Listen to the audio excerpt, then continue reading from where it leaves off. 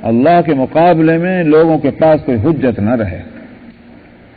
ہم کو تو معلوم ہی نہیں تھا کہ حق کیا ہے اور باطل کیا ہے، ہم کو کوئی بتلانے والا ہی نہیں تھا. اس واسطے ہم کو جو سمجھ میں آیا اس راستے پر چلتے رہے. تو یہ حجت نہ رہے، اس لیے ہم نے رسول دنیا میں بھیجے تاکہ لوگوں کو بتلائیں کیا ہے حق اور کیا ہے باطل، کس راستے پر ان کو چلنا چاہیے اور کس پر نہیں چلنا چاہیے. کوئی حجت قیامت کے دن جس وقت اللہ تعالیٰ عدالت قائم کریں گے، اس عدالت میں اور کورٹ میں ان کے پاس کوئی عذر اور معذرت اور ایکسکیوز کے لیے کوئی چیز نہ رہے جس کو اب اس کے بعد چلنا ہے. اسی لیے سورہ بنی اسرائیل سورہ کہف میں کہا گیا وَقُلِ الْحَقُّ مِن رَبِّكُمْ فَمَنْ شَاءَ فَلْيُؤْمِنْ وَمَنْ شَاءَ فَلْيَكْفُرْ إِنَّا أَعْتَدْنَا لِلظَّالِمِينَ نَارًا. آپ کہہ دیجئے کہ حق اب آ چکا، اب جس کا دل چاہے اس کو مان لے اور جس کا دل چاہے اس کو رد کر دے. لیکن یہ سن لے کہ اِنَّا أَعْتَدْنَا، اللہ تعالیٰ فرماتے ہیں کہ ہم نے ظالموں کے واسطے جہنم کی آگ تیار کر رکھی ہے. تو اس لیے اب کوئی حجت باقی نہیں رہی، حق آ چکا. یہاں ان آیتوں میں اسی کو کہا تھا. رہ گئی یہ کہ صاحب حق کے واسطے یہ سوچنا کہ بھائی میجارٹی دنیا کی آخر بے وقوف تھوڑی ہی ہے، اگر وہ ایک بات کو نہیں صحیح تسلیم کر رہے ہیں تو کیا چند ہی لوگ اتنے عقل مند ہیں کہ وہ اگر وہ کہہ رہے ہیں یہ چیز حق ہے تو ہم حق مان لیں؟ آخر دنیا کی اتنی میجارٹی بے وقوف ہوگی، یہ کیسے ہو سکتا ہے؟ آپ کو پتا ہے کہ بھائی جمہوریت پسند لوگ ہیں، تو لہذا اب یہ ہے کہ بھائی وہاں تو سر گنے جاتے ہیں، رائے کدھر زیادہ ہیں لہذا وہی فیصلہ ہے، حق کدھر بھی ہو. آپ کو میں نے شاید پہلے بھی سنایا تھا، مجھے ایک عالم نے یہیں اس ملک میں ایک صاحب نے سنایا تھا کہ ایک جگہ وہ گئے اور وہاں ان سے ذکر کیا کہ یہاں یہ مسئلہ چلا تھا کہ بھئی عورتیں جو ہیں مردوں کے پیچھے صف میں ہوں برابر کیوں نہیں ہو سکتی؟ ایک طرف عورتیں ہو جائیں ایک طرف مرد ہو جائیں، بس اتنی بات ہے، لیکن پیچھے کہیں کو ہوں؟ کسی نے کہا نہیں بھائی پیچھے ہونے چاہیے، یہ طریقہ چلا ہے. دوسرے نے کہا نہیں کیوں ہونے چاہیے، عورتیں ایک طرف کو ہو جائیں مرد ایک طرف کو ہیں، لیکن ایک ہی لائن میں ہو جائیں، کیا بات ہے پیچھے کر کیوں کیا جائے؟ آخر یہ عجیب بات ہے کہ عورتوں کو ہمیشہ پیچھے رکھا جاتا ہے، غلط ہے بالکل. عورتیں اور مرد جو ہیں وہ ایک مطلب یہ ہے کہ جب سوسائٹی اور کمیونٹی اور دین کے سارے کاموں میں ایک دو ہاتھ کی طرح سے ہیں تو ایک ہاتھ مرد اور ایک ہاتھ عورت ہے تو برابر ہونا چاہیے. انہوں نے کہا اچھا بھائی اختلاف ہو رہا، ووٹنگ کر لو. ووٹنگ ہوئی تو ووٹ زیادہ آ گئے اس بات میں کہ عورتیں برابر ہو سکتی ہیں، لہذا وہی فیصلہ ہو گیا، عورتیں برابر ہوں گی، اس لیے کہ میجارٹی رول ہے. تو اب یہ جو ہے صورت کہ بھائی دنیا میں آخر اتنے لوگ جو ہیں وہ اسلام کو نہیں مان رہے، تو اس کا سب بے وقوف ہے، ڈگری والے ہیں، سند والے ہیں، بڑے انہوں نے کتابیں لکھ ڈالی ہیں، لیکن کیا؟ اس لیے اس کے لیے کہا تھا کہ کسی کی ضرورت نہیں، اللہ تو شاہد ہیں، جو کچھ اس نے اتارا ہے اس کی شہادت اور فرشتوں کی شہادت جو ہے وہ کافی ہے. نہیں مانتے نہیں مانو، کسی کے نہ ماننے سے حق باطل نہیں بنتا اور کسی کے ماننے سے باطل حق نہیں ہوتا. باطل اپنی جگہ باطل رہے گا اور حق بھی اپنی جگہ حق رہے گا. یہاں سے فرماتے ہیں کہ ان الذین کفروا وصدوا عن سبیل اللہ، جن لوگوں نے کفر کیا اور اللہ کے راستے سے انہوں نے روکا ہے، قد ضلوا ضلالا بعیدا، وہ تو بہت دور کی گمراہی میں چلے گئے. تو معلوم یہ ہوا کہ اصل میں دو چیزیں ہیں، ایک ہے کفر اور ایک ہے صد عن سبیل. ایک آدمی کے سمجھ میں نہیں آ رہا ہے کہ بھئی یہ حق ہے، نہیں مانتا، لیکن یہ حق اس کو کہاں سے مل گیا کہ دوسرے کا بھی راستہ روکے. دوسرے کو راستہ روکنے کا مطلب یہ ہوا کہ تمہیں اس لیے نہیں تم مان رہے ہو کہ تمہارے سمجھ میں نہیں آ رہا، بلکہ اس لیے نہیں مان رہا کہ تمہیں اس سے دشمنی ہے حق سے. تو حق کو تم پھیلنا بھی نہیں دینا چاہتے. یہ جرم بہت بڑا جرم ہے. اور جن کو سنایا جا رہی ہے آیت جس وقت نازل ہو رہی تھی اس وقت یہ صورتحال تھی کہ بھئی ابو جہل اس کے جیسے جو لوگ تھے وہ حق قبول کرنے والوں کے راستے میں بھی رکاوٹیں کھڑی کر رہے تھے، اپنی طاقت استعمال کر رہے تھے حق کے مقابلے میں. تو اس لیے یہ فرمایا کہ وہ تو بہت دور کی گمراہی میں چلے گئے. ایسے لوگوں کا لوٹ کر آنا اور ان کا حق قبول کرنا شاذ و نادر ہوتا ہے، بہت کم ہوتا ہے. جیسے خود اب اس میں یہ ہے کہ بہت کم مثالیں ہیں تاریخ میں کہ جنہوں نے حق کا مقابلہ کیا اور حق کے راستے میں رکاوٹیں کھڑی کی اور وہ پھر صحیح راستے پر آئے ہوں، ایسا کم ہوا ہے. اسی لیے فرمایا قد ضلوا ضلالا بعیدا ان الذین کفروا وظلموا لم یکن اللہ لیغفر لهم. جن لوگوں نے کفر کیا اور ظلم کیا، ظلم کرنے کا مطلب کفر ہی ہے، کیونکہ اپنے جان پر ظلم کر رہا ہے اور حق پر بھی ظلم کر رہا ہے. اسی لیے شرک کو ظلم عظیم کہا کہ اللہ کے حق میں کوتاہی وہ کر رہا ہے اور اپنے جان کو جہنم کا ایندھن بنا رہا ہے. اس سے بڑھ کر ظلم اور کیا ہے؟ جن لوگوں نے کفر کیا اور ظلم کیا، اللہ ان کی مغفرت کرنے والا نہیں. ولا لیہدیہم طریقہ، اور نہ ان کو صحیح راستے کی ہدایت دے گا. صحیح راستے سے مراد وہ راستہ جو جنت میں جا رہا ہے، یہ جنت والے راستے پر چل ہی نہ سکیں گے. الا طریق جہنم، سوائے جہنم کے راستے کے. ہاں جہنم کے راستے میں تو لے کے چلیں گے، یہ مطلب نہیں تھا کسی راستے پر نہیں چلیں گے، چلیں گے جہنم کے راستے پر. خالدین فیہا ابدا، اس میں ہمیشہ ہمیشہ رہیں گے.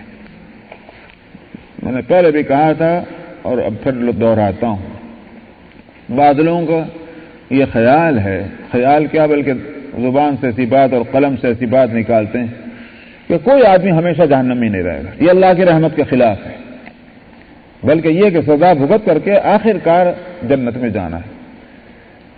تو مرزا بشیر الدین قادیانی نے بھی یہ بات لکھی ہے، ہمیشہ ہمیشہ رہیں جانا جو اللہ کی رحمت کے خلاف ہے. معلوم ہوا کہ اللہ میاں سے زیادہ رحیم تو یہی ہو گئے، بلکہ رحم کی توہین ہے. یہ حقیقت تو یہ ہے کہ جنت کی اور جہنم کی حقیقت کو نہیں سمجھا اور اسی طرح سے ایمان اور کفر کی حقیقت کو نہیں سمجھا.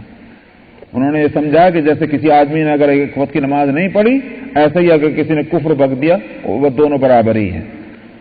ایمان اور کفر جو ہیں اس کی حقیقت کو سمجھنے والا یہ تو جرت کر ہی نہیں سکتا، اس کے دماغ میں بات نہیں آ سکتی کہ جہنم کی سزا بھگتنے کے بعد پھر چلے جائیں سیدھے جنت کے اندر. تو یہ کفر نہ ہوا اور ایمان نہ ہوا، کھیل ہو گیا. یہاں صاف کہہ دیا گیا کہ جہنم میں وہ ہمیشہ ہمیشہ رہیں گے. خالدین فیہا ابدا، خلود کے معنی خود ہمیشہ کے ہیں، ابدا مزید تاکید کے واسطے. وکان ذلک علی اللہ یسیرا، اور اللہ پر یہ بات بہت آسان ہے، کوئی مشکل نہیں. نہ کسی کو سزا دینا مشکل ہے اور نہ جنت میں پہنچانا مشکل ہے، نہ جنت کی نعمتیں مہیا کرنا مشکل ہے، نہ جہنم کی سزائیں مقرر کرنا مشکل ہے. یا ایھا الناس قد جاءکم الرسول بالحق من ربکم فآمنوا خیرا لکم. اے لوگو، تمہارے پاس رسول آ چکے ہیں حق لے کر تمہارے رب کی طرف سے، سو ایمان لاؤ اس چیز پر جو تمہارے لیے خیر ہے. خیرا لکم، یعنی یوں نہیں کہا کہ ایمان لاؤ تمہارا فائدہ اس میں ہے، یوں کہا اس چیز پر ایمان لاؤ جو تمہارے لیے خیر ہے. خیر کس لحاظ سے؟ دنیا کے لحاظ سے بھی، آخرت کے لحاظ سے بھی. کیونکہ جب اللہ کے دین کو چھوڑ دیجئے تو پھر خیر کا سوال ہی پیدا نہیں ہوتا. ہم کتنے بھی اچھے قوانین بنا لیں، ہمارے قوانین میں لوپ ہول زیادہ ہوتے ہیں. اس لیے کہ ہم نے اگر زیادہ سے زیادہ ہم تسلیم بھی کر لیں کہ بڑی سنسیئرٹی اور اخلاص کے ساتھ ہم نے قانون بنایا ہے، واقعی ہم صحیح نظام چاہتے ہیں، تو بھی ہمارے قانون سازی جو ہوگی وہ اس وقت کے حالات پر نظر رکھتے ہوئے ہوگی. عالم الغیب ہم نہیں ہیں، ہمیں کوئی نہیں معلوم کل کو کیا ہونے والا ہے. اس لیے ہمارے قوانین جو ہیں وہ ہوتا یہ ہے کہ کچھ دن تک چلتے ہیں اور تھوڑے دن گزر نہیں پاتے کہ معلوم ہوا قانون توڑ دیا گیا. اب معلوم ہوا کہ اب اس قانون کے اندر کوئی اور ترمیم ہو رہی ہے، تو میں اس لیے کہ وہ زیادہ اچھا قانون لایا جا رہا ہے. اللہ کے قانون کی بات یہ ہے کہ اللہ سبحانہ و تعالی، ایک تو یہ کہ ان کے قانون سازی جو ہے وہ ہے انسانوں کی بھلائی کے واسطے. نمبر ایک، وہاں یہ تو اخلاص کے سوا تو کوئی چیز ہے ہی نہیں.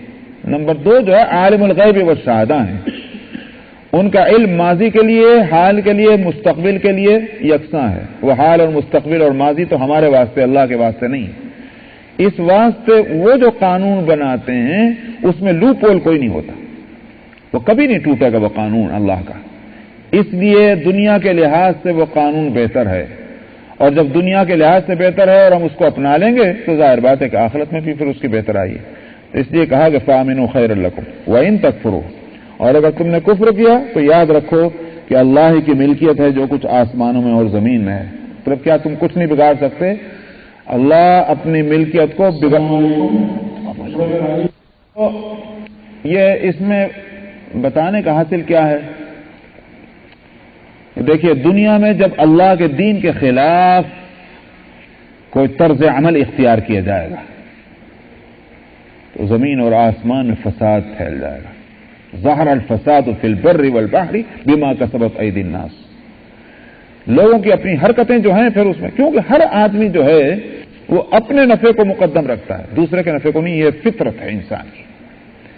نفعوں کا جب ٹکراؤ ہوتا ہے یہیں سے فساد شروع ہوتا ہے، اور پھر جہاں جہاں تک انسان کی پہنچ ہوتی ہے فساد وہاں تک پھیلتا ہے۔ آج انسان کی پہنچ جو ہے وہ صرف زمین کے اوپر نہیں ہے، سمندروں کے اندر ہے، فضاؤں کے اوپر ہے، اسی بات سے جہاں جہاں انسان پہنچ رہا ہے وہیں وہیں فساد پہنچ رہا ہے۔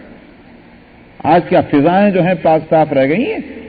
ہوائیں گندی کر چکے ہیں، انوائرمنٹ گندا ہو چکا ہے، فضاؤں کے اندر جو ہے وہ اپنے ہمارے جو ہیں جنگیں چل رہی ہیں، اس سے بڑھ کر اور کیا ہے؟ ظاہر الفساد فی البر والبحر، تو امن اور شانتی اور پیس یہ ختم ہو چکا، فساد ہی فساد ہے۔ تو لیکن یہ ملکیت ہماری نہیں ہے کہ ہم جس طرح چاہے سمندروں کو جو ہے کنگال ڈالیں اور جس طرح چاہے زمین کو رون ڈالیں اور جس طرح چاہے فضا کو مقدر کر دیں، یہ ہماری ملکیت نہیں ہے۔ ہم جو کچھ اس کو گندا کر رہے ہیں یہ اللہ کی ملکیت ہے۔ مالک جو ہے یہ تو وہ آنکھیں بند کیے ہوئے ہے، اس کو پتہ ہی کچھ نہیں ہے کہ اس کے گھر کے اندر اس کے گھروندے میں کیا کچھ کھیل کھیلا جا رہا ہے، لیکن اگر وہ جاگتا ہوا ہے، وہ سو نہیں رہا ہے، غافل نہیں ہے، دیوانہ بھی نہیں ہے، ہوشیار ہے، تو پھر آخر وہ کب تک اپنی ملکیت کو اس طرح تباہ ہوتے دیکھے گا؟ ایک ٹائم تک چھوٹ دے گا، اس کے بعد رسی کھینچے گا۔ ان تکفروا فإن للہ ما فی السماوات والارض کے معنی یہی ہے کہ کچھ دن تک تم اگر یہ فساد پھیلانے کی کوشش کرو گے تو یہ بھی یاد رکھو کہ یہ ایسا نہیں ہے کہ یہ ہمیشہ کے واسطے چھوٹ دے دی جائے گی، اللہ پھر اپنی رسی کو کھینچیں گے اور نتیجہ اس کا یہ ہوگا کہ یہ دنیا میں اس کی سزائیں مل کے رہیں گی، آخرت میں جو ملے گا ملے گا۔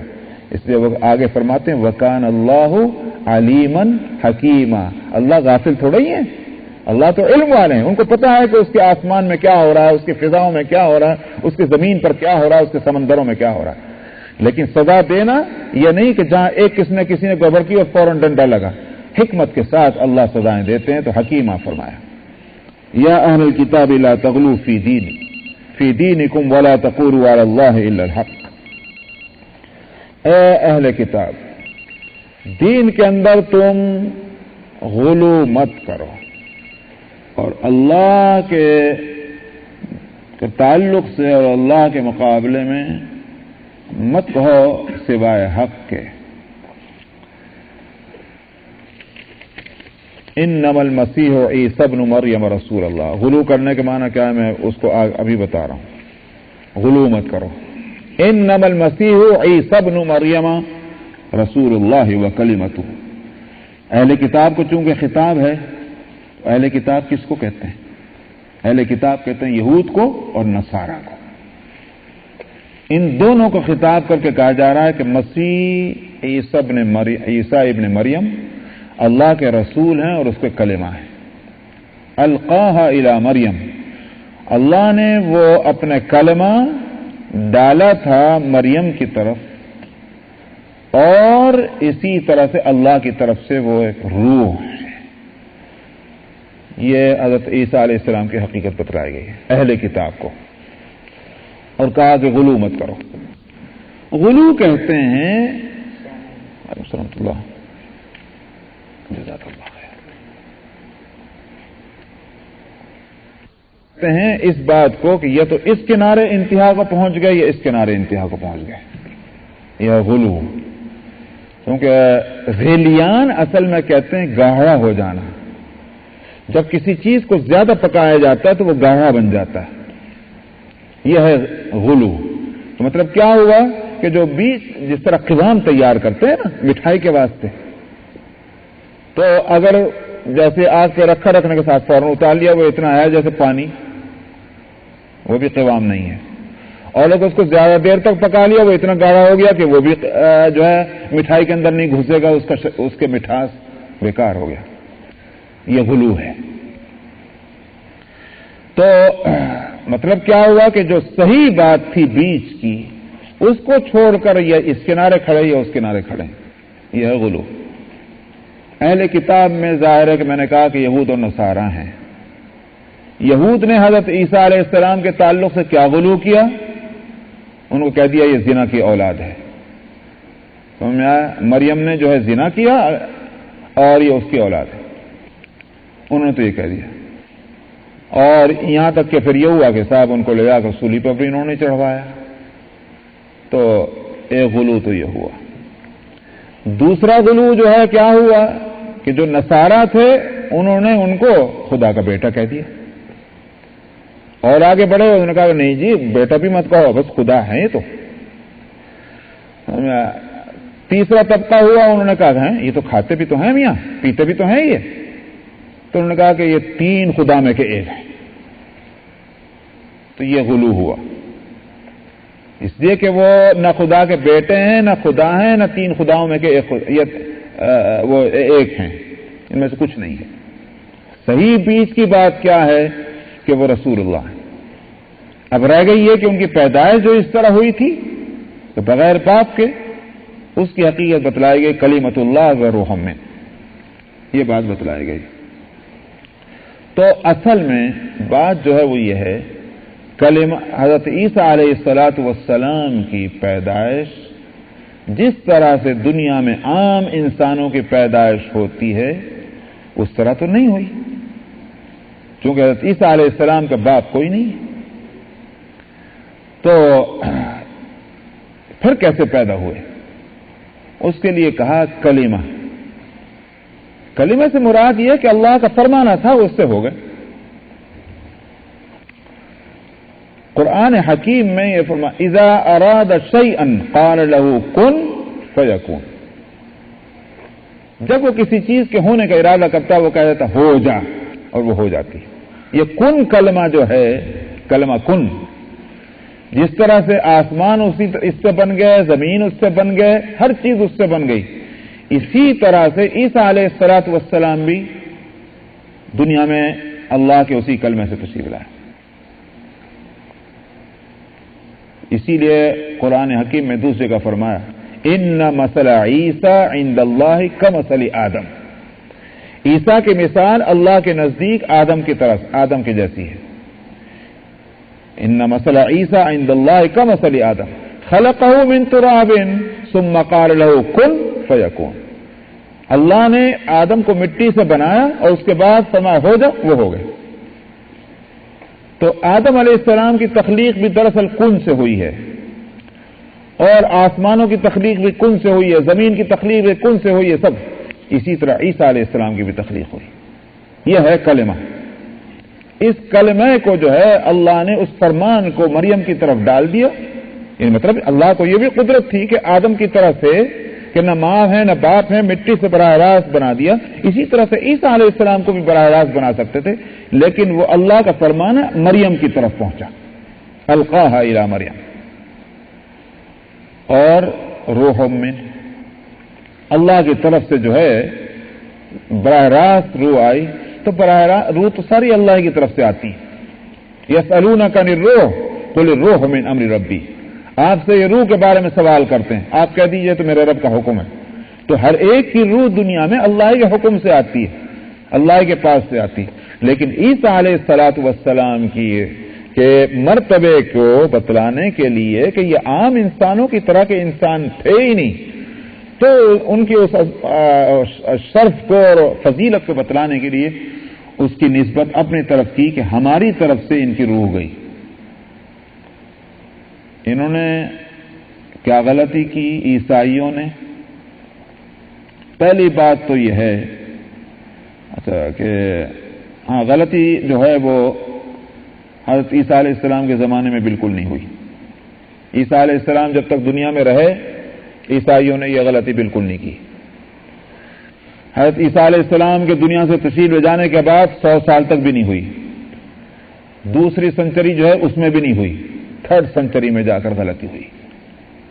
یہ جو کچھ میں کہہ رہا ہوں یہ ہمارا اپنا مطالعہ نہیں ہے, یہ ہماری اپنی جو ہے وہ اپج نہیں ہے, بلکہ اس کے لیے حوالہ جو ہے ریفرنس وہ ہے انسائکلوپیڈیا برٹانیکا جو ہے, اس میں کرسچینٹی کا لفظ, کرائسٹ کا لفظ اور ہسٹری آف کرسچینٹی, اس پر جو اس میں مضمون لکھے ہوئے ہیں خود کرسچنس کے, اس کو پڑھ لیجئے. اس میں اس بات کو تسلیم کیا گیا ہے کہ عیسیٰ علیہ السلام جب تک دنیا میں تھے خدا کا بیٹا ہونے کی بات ان کی زندگی میں کبھی نہیں آئی.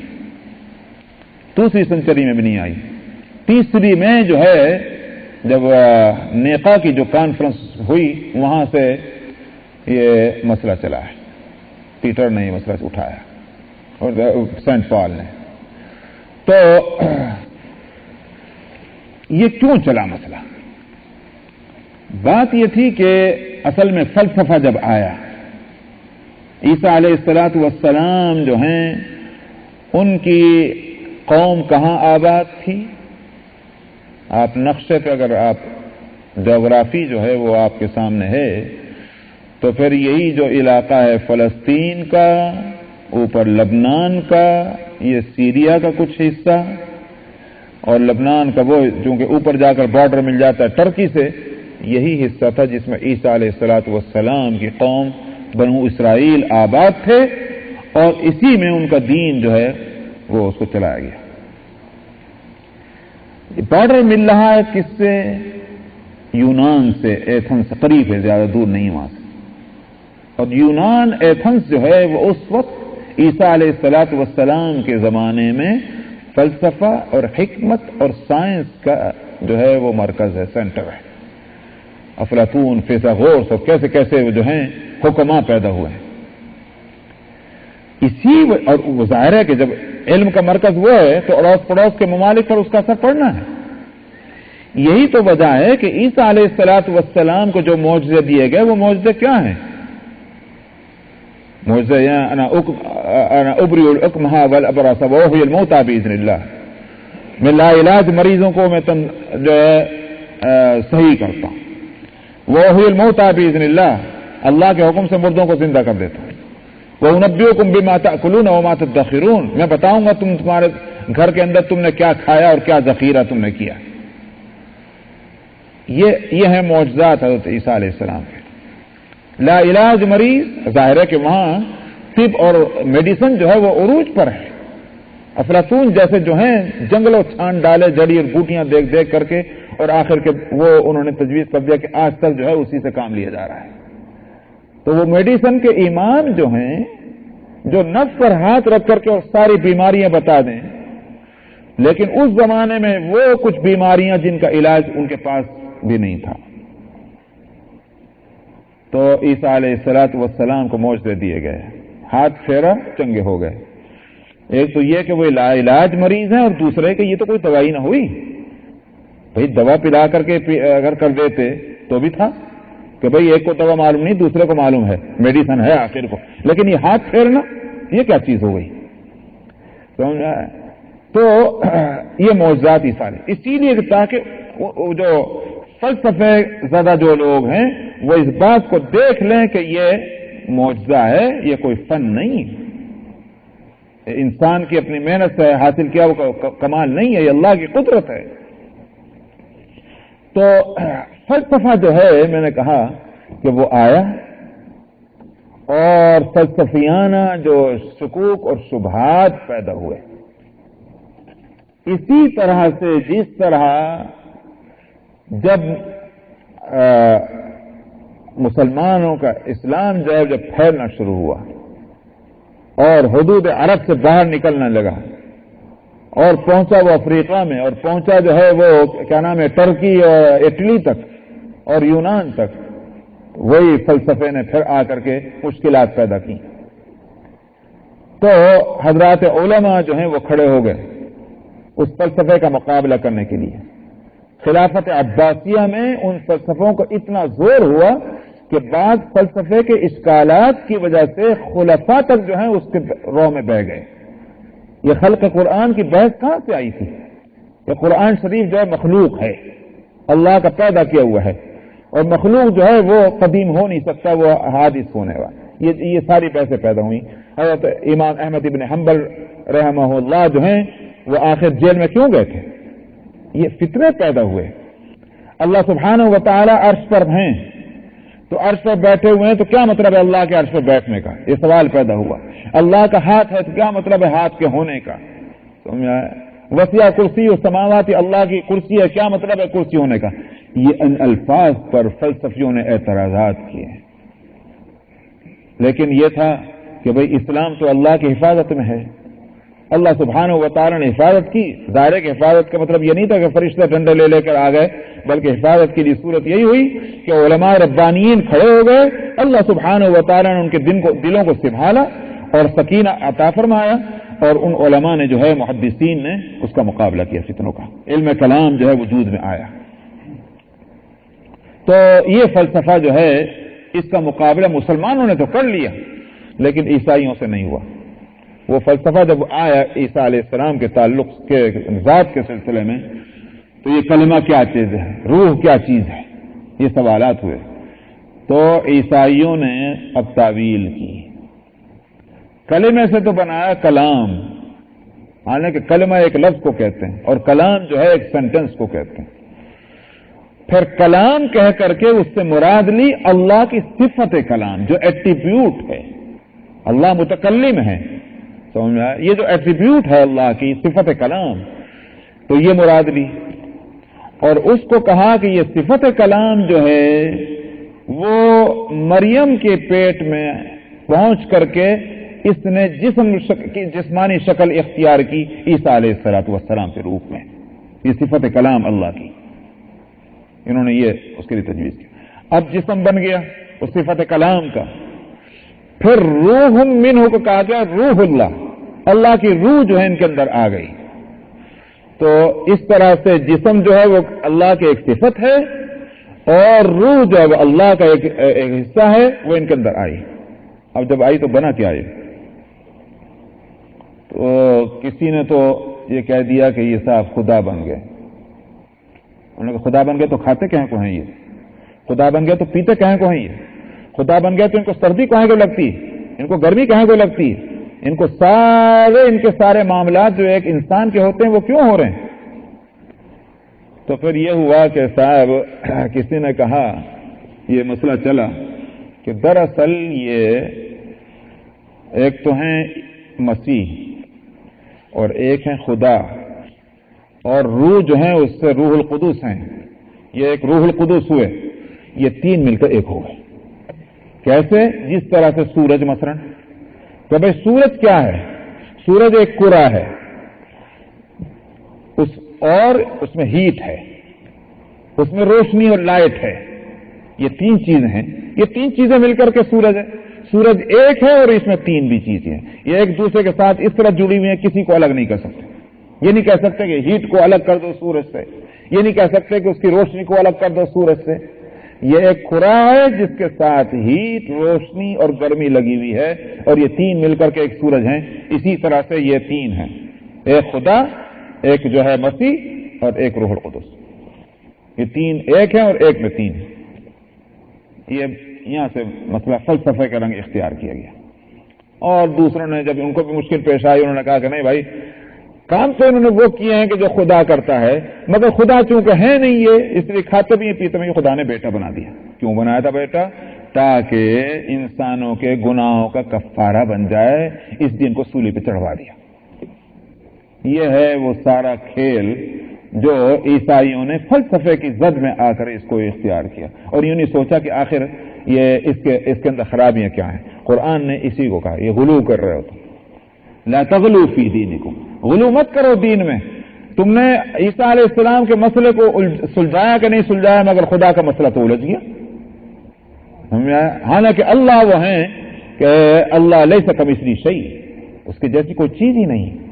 تو اس واسطے تم نے اللہ کے مسئلے کو الجھایا اور عیسیٰ علیہ السلام کا مسئلہ تو سلجھا ہی نہیں. یہی ہے وہ غلو.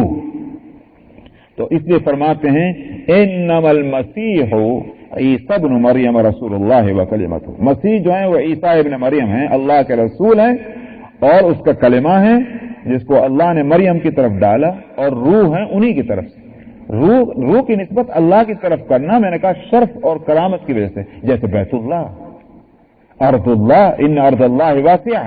تو بیت اللہ کہنے کا مطلب یہ کہاں سے نکل گیا کہ یہ بیت اور اللہ کے اندر سے آ گیا ہے، یہ اللہ کا ایک حصہ ہے.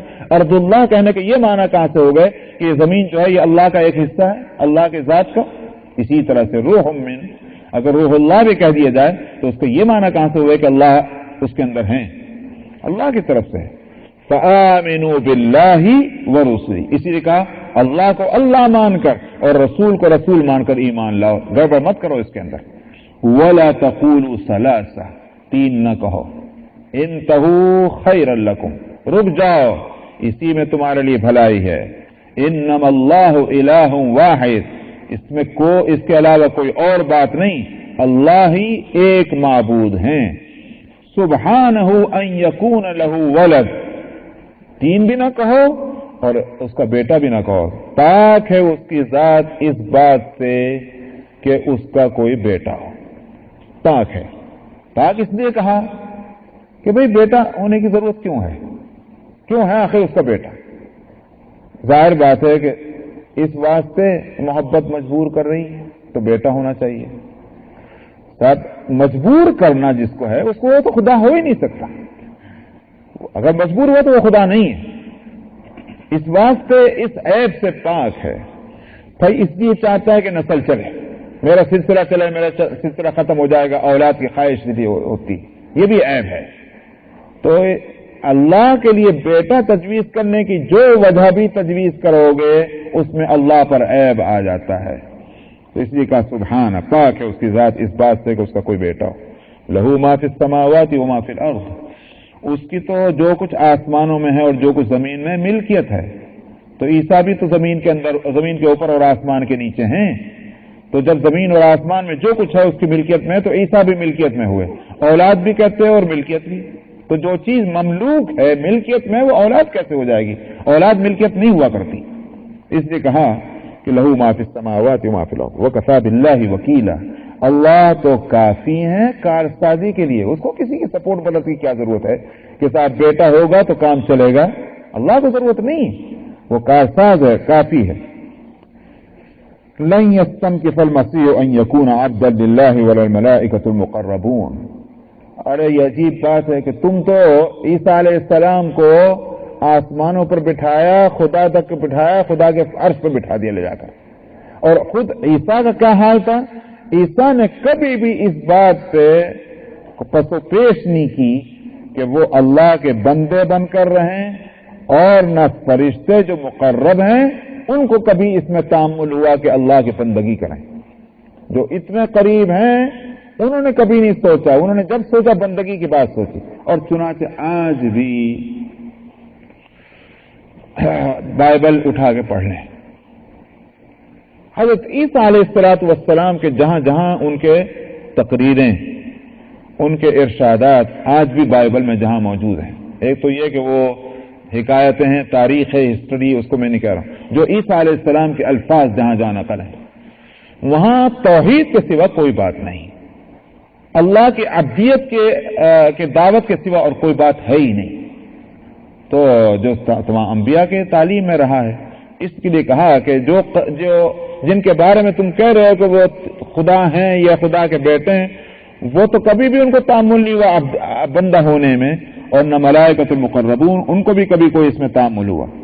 فرماتے ہیں وَمَن يَسْتَنْكِفْ عَنْ عِبَادَتِهِ، تو جس نے اس کی بندگی سے استنکاف اور تعامل کیا اور اس نے اپنے بڑپن دکھلایا، تکبر سے کام لیا، فَسَيَحْشُرُهُمْ إِلَيْهِ جَمِيعًا، کہاں جائیں گے بچ کر کے؟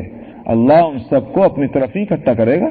جب اپنی طرف اکٹھا کرے گا تو پھر ان ساری باتوں کا جواب دینا پڑے گا. اکڑ فون تو جب کرو جب تمہارے واسطے کوئی دوسرا راستہ موجود ہو. ہم نہیں آتے جی اس راستے پر، ہم تو ادھر کو جا رہے ہیں، جاؤ بھائی جاؤ. لیکن راستے جب ایک ہی ہے، گھوم کر کے پھر یہیں آنا ہے، کہاں کر دکھا رہے ہو؟ اللہ کی بندگی کے سوا تو راستہ کوئی ہے ہی نہیں. بس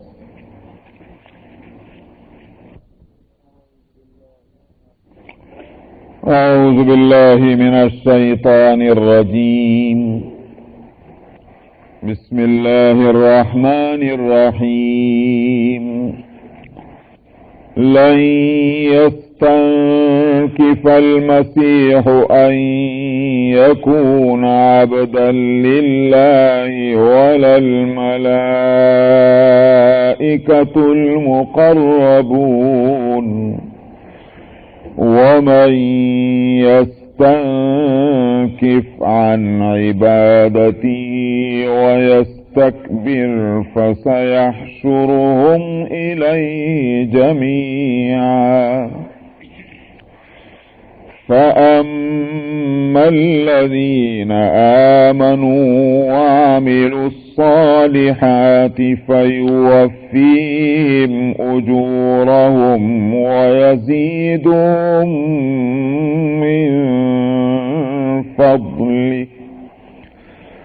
وأما الذين استنكفوا واستكبروا فيعذبهم عذابا أليما ولا يجدون لهم من دون الله وليا ولا نصيرا. يا أيها الناس قد جاءكم برهان من ربكم وأنزلنا إليكم نورا مبينا. فأما الذين آمنوا بالله واعتصموا به فسيدخلهم في رحمة منه وفضل ويهديهم إليه صراطا مستقيما.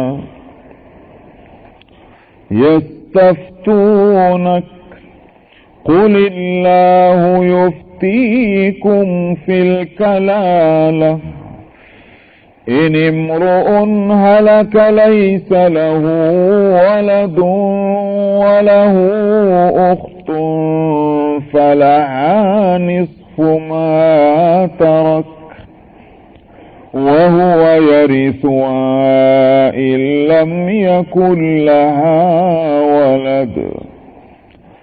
فإن كانت اثنتين فلهما الثلثان مما ترك وإن كانوا إخوة رجالا ونساء فللذكر مثل حظ الأنثيين.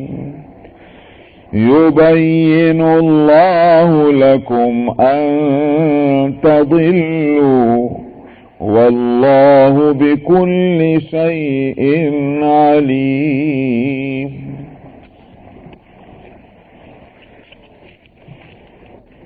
عیسائیوں کو خطاب تھا، نصارہ کو، یہود کو بھی، کہ عیسیٰ علیہ السلام کہ دنیا میں جس طرح سے پیدائش ہوئی اس کی حقیقت کیا ہے، اور خود عیسیٰ علیہ السلام کی شخصیت کی اللہ کے نزدیک ان کا مقام کیا ہے، وہ شخصیت کیسی ہے. اللہ کے بیٹے وہ نہیں ہیں، تو اللہ اس عیب سے پاک ہیں. جو کچھ آسمان اور زمین میں ہے وہ تو اللہ کی ملکیت ہے، تو بیٹا جو ہے وہ ملکیت میں نہیں ہوا کرتا، وہ تو مالک ہونے میں شریک ہوتا ہے، چاہے بالقوہ ہو. بالقوہ کا مطلب یہ کہ پریزنٹلی میں حال میں آپ اس کو مالک نہ کہیں، لیکن مستقبل کے لحاظ سے وہ تو مالک ہے. مثال کے طور پر ہم اور آپ جس پراپرٹی کے بھی مالک ہوں گے، جو بھی چیز ہماری ملکیت میں ہے، ہماری اولاد اس کی مالک ہے. اس وقت نہیں ہے لیکن مستقبل کے لحاظ جب ہم نہیں ہوں گے تو دنیا کی کوئی طاقت نہیں روک سکتی، وہی مالک ہو جاتے ہیں. تو لیکن مملوک جو ہے برخلاف اس کے کہ آقا و غلام، تو یہ نہیں ہو سکتا کہ آقا جب مر جائے تو غلام مالک ہو گیا. غلام نہیں مالک ہوتا، وہ تو مملوک ہی رہے گا، وہ غلام ہی رہے گا، وہ مالک نہیں ہو سکتا. تو آسمان اور زمین میں جو کچھ ہے وہ اللہ کی ملکیت ہے، اور ظاہر ہے کہ کوئی بھی ہوگا وہ آسمان میں ہوگا یا زمین میں ہوگا، وہ بھی اللہ کی ملکیت میں ہے. تو بیٹا کہاں سے ہو گیا؟ چاہے عیسیٰ علیہ السلام. آگے فرماتے ہیں کہ لن یستنکف المسیح، کہ مسیح خدا کے بیٹے تو کیا ہوتے، وہ تو اللہ کی بندگی کرنے میں انہوں نے تو کبھی آر بھی نہیں محسوس کیا. اور جس طرح سے اور بندے ہیں خدا کے واقع صحیح بندے، ان کو جس طرح سے اس میں آر نہیں ہوتا، تکلف نہیں ہوتا کہ وہ اللہ کی عبادت کریں، یہی حالت عیسیٰ علیہ السلام کی تھی.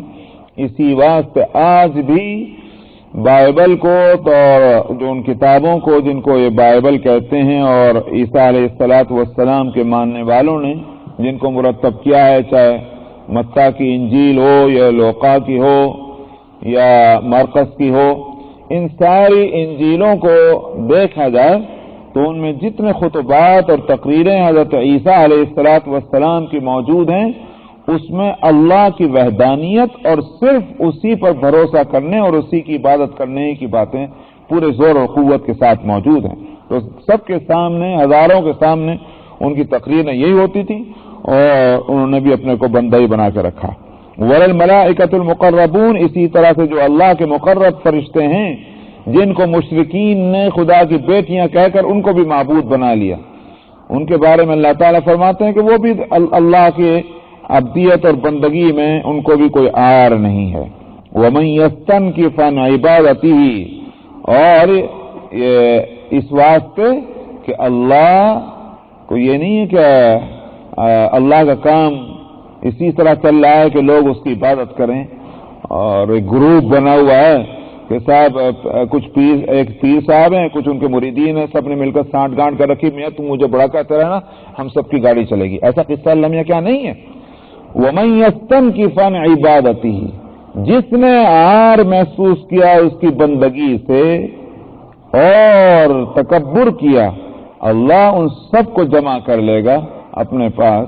مطلب یہ ہے کہ ان سب کی خبر لے گا جس نے ایسی حرکت کی. تو اللہ کے قوت اور طاقت کی وجہ سے دوسرے تمام مخلوقات اس بات پر یوں کہیے کہ مجبور ہیں کہ وہ اللہ کی عبادت کریں. فَأَمَّا الَّذِينَ آمَنُوا وَعَمِلُوا الصَّالِحَاتِ، پھر جو لوگ ایمان لے آئے اور نیک عمل انہوں نے کیا، اللہ ان کو پورا اجر عطا فرمائیں گے اور اپنے فضل سے ان کو مزید دیں گے. اپنے فضل سے مزید دینا، اس میں دیکھا جائے تو حقیقت تو یہ کہ انسان کا جنت میں جو کچھ ملے گا اس میں سے اکثر حصہ اللہ کے فضل ہی سے ہوگا، اس لیے کہ بے شک اللہ تعالیٰ فرمائیں گے یہ تمہارے اعمال کا بدلہ ہے. لیکن انسان کے اعمال ہی کتنے ہیں؟ ایک آدمی نے نمازیں پڑھی، کتنی نمازیں پڑھی ہوں گی، کتنے سال نمازیں پڑھی ہوں گی، 50 سال پڑھ لی ہوں گی، 60 سال پڑھ لی ہوں گی، 70 سال نمازیں پڑھ لی ہوں گی. تو اگر نمازوں کا بدلہ ملنا ہے تو 70 سال ہی ملا کرے. زیادہ زیادہ اگر ایک دن میں 5 نمازیں تو بھائی 70 کو آپ 5 سے ملٹیپلائی کر لیجئے، ختم. لیکن اس کے بعد اگر اس کے بعد نعمتیں ملتی چلی جا رہی تو اس کو فضل نہیں کہیں گے تو اور کیا کہیں گے؟ تو وہ دوامی جو نعمت ہے، نعمتوں کا دوام، وہ اللہ کے فضل سے. نمبر 1. نمبر 2، کوئی بھی عبادت گزار بندہ ہو، اس کی ہر عبادت یکساں طور پر اعلی معیار پر ہو، یہ تو ممکن ہی نہیں. انسان کے جو نیچر ہے، انسان کی جو بناوٹ ہے، یہ اس کے میں یہ بات ہے ہی نہیں کہ اس کے ہر کام میں اس طرح یکسانیت ہو کہ بال برابر فرق نہ آئے. یہ تو ہے ہی نہیں. آپ دیکھتے ہیں کہ وہ مشہور واقعہ کہ حضرت عثمان ابن مظعون رضی اللہ عنہ جو سابقین میں ہیں، صحابہ میں سابقین میں ہیں، ایک روز مدینہ منورہ میں وہ ملے حضرت ابو بکر صدیق رضی اللہ عنہ کو کہ وہ سخت پریشان ہیں اور رو رہے ہیں. تو ابو بکر صدیق نے کہا کیا ہو گیا, کیا کہ رو رہے ہو؟ انہوں نے کہا میں تو منافق ہو گیا. کس طرح منافق ہو گئے, تم نے کیسے سمجھا؟ اس لیے کہ ہم جب رسول اللہ صلی اللہ علیہ وسلم کی مجلس میں ہوتے ہیں تو ہماری حالت ہی دوسری ہوتی ہے. ایسا لگتا ہے کہ جیسے آسمان سے لے کر زمین تک ہر چیز ہم پہ منکشف, اور دنیا کی کوئی بات ہمارے دل میں رہتی نہیں اس وقت. لیکن وہاں سے اٹھنے کے بعد جب ہم اپنے گھروں میں آتے ہیں, بیوی بچوں میں لگ جاتے ہیں, تو وہ کیفیت ہی نہیں رہتی. تو پھر تو بیوی ہے اور بچے ہیں اور دنیا ہے اور کھانا ہے اور پینا ہے, ادھر تو ہمارا دھیان ہے, لیکن وہ کیفیت ہی نہیں رہتی جو اب آپ کی مجلس میں ہم جب ہوتے ہیں, وہ حالت جو ہوتی. تو ابو بکر نے کہا کہ واللہ یہ حالت تو میری بھی ہے, تو میں بھی منافق ہوں. اب دونوں کی پریشان حالت, اور دونوں, انہوں نے کہا تم کہاں جا رہے تھے؟ پھر میں کہ رسول اللہ صلی اللہ علیہ وسلم کی خدمت میں حاضر ہونے جا رہا تھا کہ آپ ہی سے میں اپنا دکھڑا بیان کروں. چنانچہ دونوں وہیں پہنچ گئے. آپ نے دونوں کی حالت دیکھ کر کے پوچھا تم دونوں کو کیا ہوا؟ عرض کیا رسول اللہ منافق ہو گئے. فرمایا تم نے کیا